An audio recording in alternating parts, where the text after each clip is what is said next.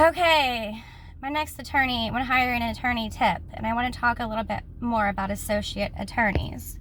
Because at one point, I started dealing with Alex before my, but I had never met her. So before my hearing, I started dealing with Alex. I started talking on the phone to Alex, but I didn't see that as a red flag, and maybe it wasn't. Maybe any attorney that goes into that courtroom with me is going to have a hard time, obviously. But Alex, Ryan, Attorney Ryan, I'm not going to go with his 23-year-old associate attorney, obviously. And when associate attorneys start showing up, when you don't know it, chances are they're not prepared. And that's what happened to me for sure with my child support. But there's also, like, for example, Eugene's attorney, Eric D., works for Avolio Law, which is like considered mafia law group in Greensburg. And now maybe he's considered an associate. He's probably an owner, but like, you'll know an associate when you see them. And usually if they start sending the associates, they don't care about your case anyway. So, but maybe an associate isn't always bad, because Eric D, is a good attorney, as far as he knows everybody. He knows everybody there in Greensburg. And that's important. So logistics are very important when hiring an attorney, which I did, if you're going to hire someone like Eric D. or anyone at that law group, it's going to cost you a fortune. You need to be rich. A mutual friend of Jen and I's,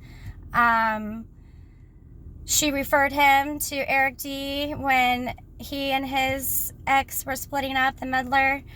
And Eric D. straight up told him, like, you can't afford me. You cannot afford me.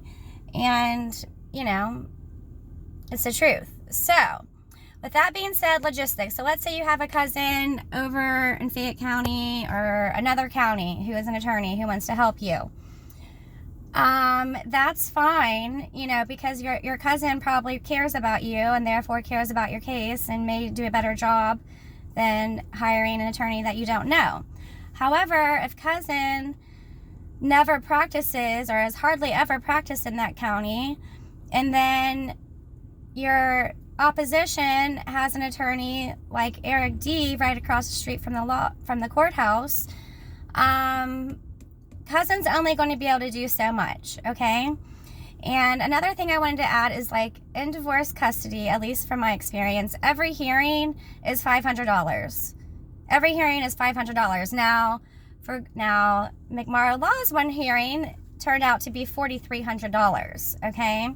$2,500 of my money that I had, but still $2,500 from one hearing is unacceptable. But you can pretty much expect $500 a hearing, and that, even if you agree to $2.25 an hour and you're only there for 15 minutes, you can expect $500 in a hearing.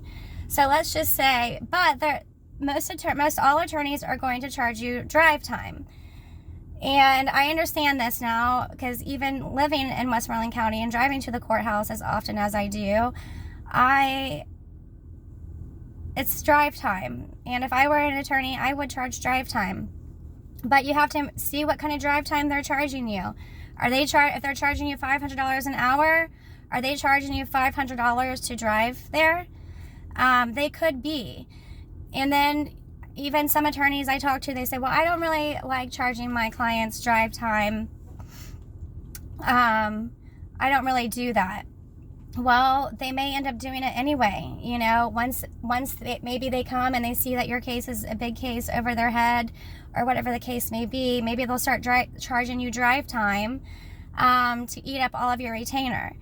The best arrangement I had so far, which was totally a screwy one, was with Attorney Monzo, saying, Jennifer, we're going to sit down at a round table. $2,500 is what I'm going to charge you. It may have even been, it was $2,500, and we're going to settle the custody and the divorce, and he was even going to get my charges dropped because he works at the same firm as Galloway. And this is after the deal had expired. But that would be the most ideal. If you can get an attorney to say, hey, I'm going to give you $1,500 to settle this.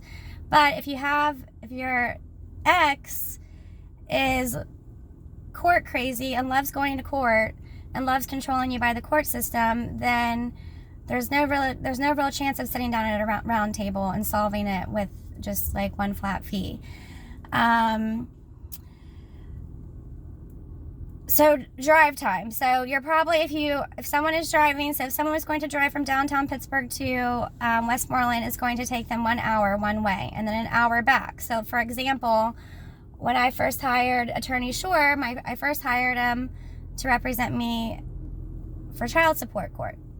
So he drove from downtown Pittsburgh so that's an hour, okay? And then we were probably back there for 15 minutes. And then he talked to me for like 5 and then drove back. So 2 hours, 2.5 hours, okay, after he parked. 2.5 hours, $500. I'd say that's pretty good money. But regardless, that's just some advice. If you're going to hire an attorney, hire someone who knows somebody. That's the key. So you have to hire someone who knows someone. Who goes before this judge weekly or daily or once a month, not someone who's only been before your judge once or never.